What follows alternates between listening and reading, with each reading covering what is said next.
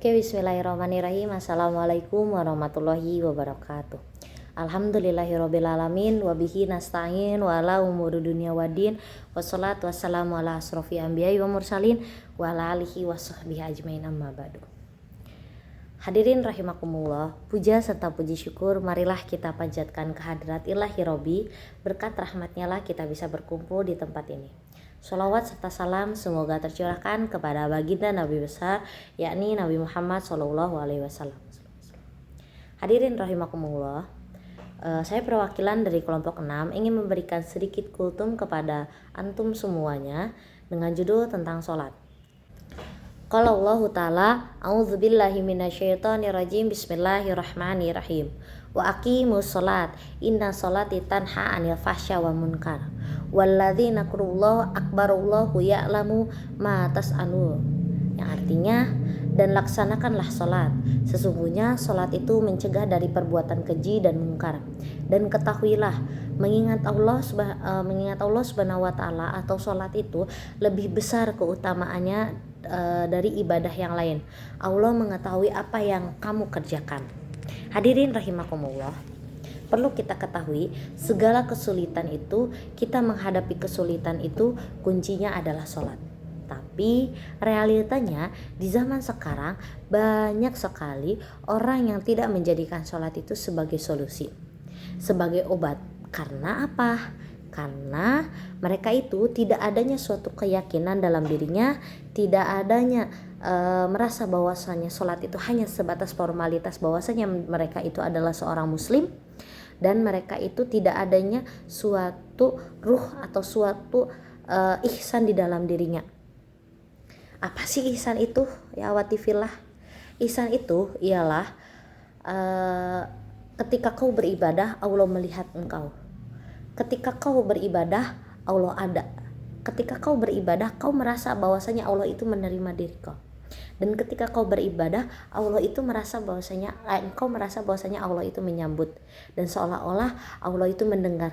Jadi contohnya dalam di zaman dahulu ada cerita dari sahabat Nabi, yakni kisah sahabat Nabi Anas bin Malik radhiyallahu anhu.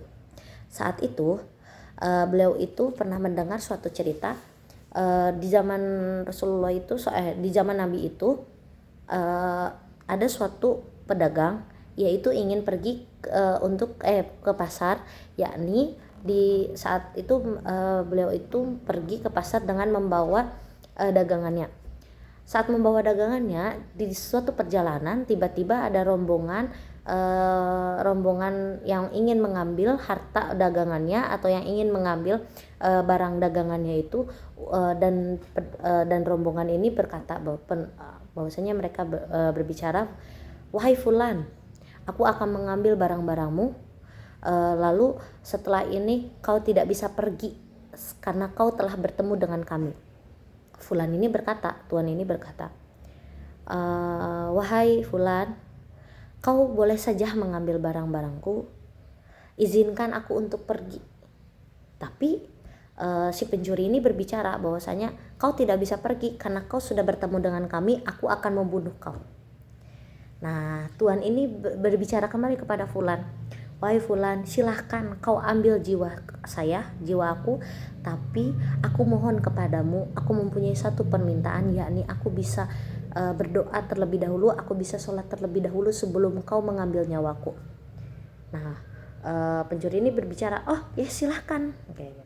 Nah, setelah itu dia sholatlah di situ. Dia sholat lalu meminta kepada Allah untuk diberikan suatu kemudahan, untuk diselamatkan dari goncangan masalah ini. Nah, setelah itu tiba-tiba ada seorang rombongan sahabat Nabi dan berbicara kepada rombongan ini, sedang apa kau? Karena rombongan ini ditakutkan di kotanya, maka pencuri ini tuh akhirnya bilang, saya sedang menunggu tuan saya sedang sholat. Masya Allah, tabarakallah. Dari kisah itu bahwasanya pada hakikatnya sholat itu adalah doa, dan doa itu adalah ikatan antara hamba dengan penciptanya atau Robnya.